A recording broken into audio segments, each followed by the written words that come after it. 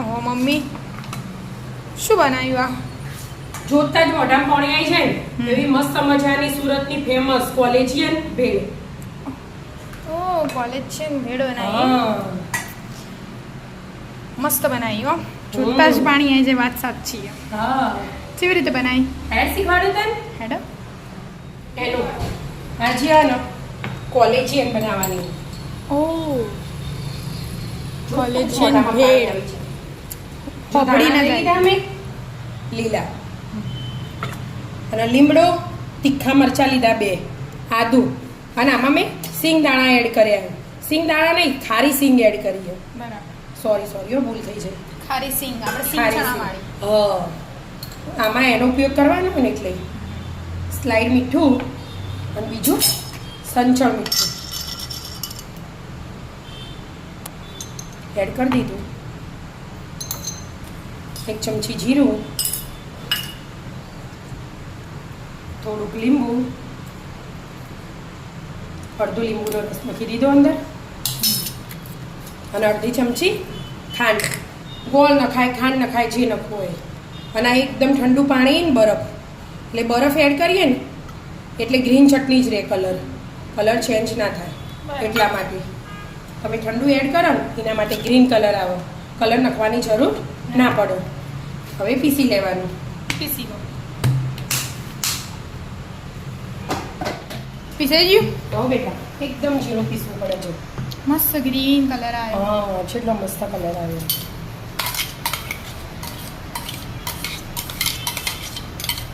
દહીં લીધી, સાઈડ પર રાખી દીધું અને આ પાણી ગરમ કરી દીધું. હું એવું કરતો કે પાણી લઈ લેવાનું, થોડું આપણે જેટલું જોઈતું હોય ને એટલું.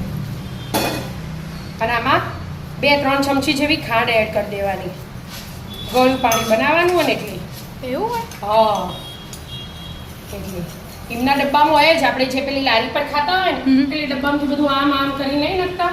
એ તો આપણે જોયું ના હોય. આ ગરમ પાણી એટલે ઘણી વાર હલાવીશું ને એટલે આનું મસ્ત ખોડ ઓગળી જશે. લારી પર તો છે બે હાથથી નખતા હોય ને એટલે આપણે કશી ખબર ના પડે. અને મમરા મેં શેકીને મસ્ત લઈ લીધા. શેકવા ના હોય ને એકદમ ફ્રેશ હોય ને તો ઘડીક વાર તડકો મૂકી દેવાના તો પણ ચાલે.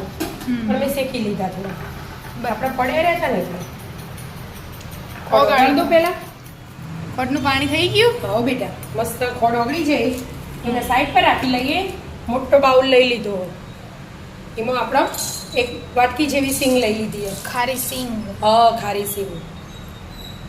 એમાં થોડી મસાલા સિંગ એટલે એનો અલગ ટેસ્ટ આવે એટલા માટે.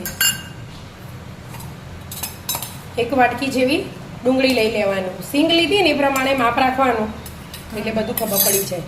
અને આ 5-6 જણાને ચાલી રહે. અને 1 વાટકી ચવાણું. હવે આ 4 વાટકી મમરા લઈ લેવાના. હજી માપ હતું નહીં જ મમરા મેં શેકી નાખ્યા. પણ લગભગ એવું લાગશે એક બાઉલ નાનું પડશે.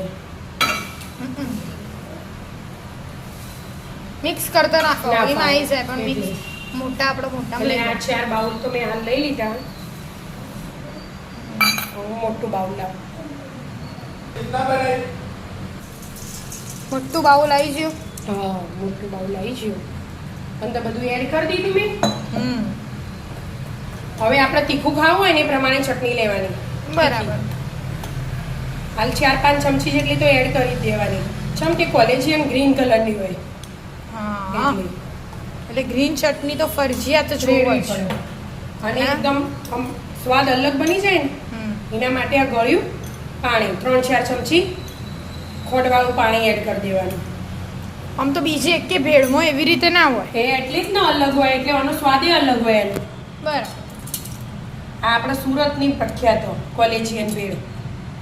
કોલેજના બહાર મળે. હા, અને બની એ જાય ફટાફટ. કોઈ મહેમાન આવવાના હોય ને એટલી ગ્રીન ચટણી બનાવી મૂકી દેવાની. એટલે પછી બીજું બધું પછી પાછળથી એડ કરવાનું. કોલેજિયન ભેળ તો આમાં બીજું કશું ના હોય ને તો એ ચાલે. બધું મિક્સ કરી દેવાનું. મિક્સ કરતા થોડી વાર લાગે.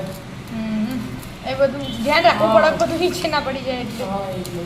અને ગ્રીન કલર આવે ને ત્યાં લગી મિક્સ કરવાનું. બધા મમરા વાઈ મસ્ત મજાની ગ્રીન કલરની કોલેજિયન ભેળ તૈયાર. યાર ઉપરથી સેવ એડ કરી દેવાની. મસ્ત.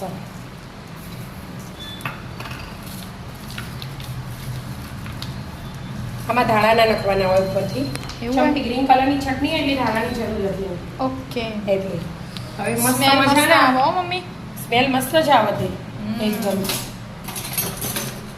મસ્ત મજાના બાઉલમાં પેલું કાઢી દઈએ આપણે અલગ ચમચી આવે ખબર હે મમ્મી ઓવર કાગળ નહીં પેલું પેપર વાળી કાઠું પેપર આવે ને એની ચમચી હોય અને કાગળમાં આપું એ અંકલ એ એટલે મસ્ત લાગે.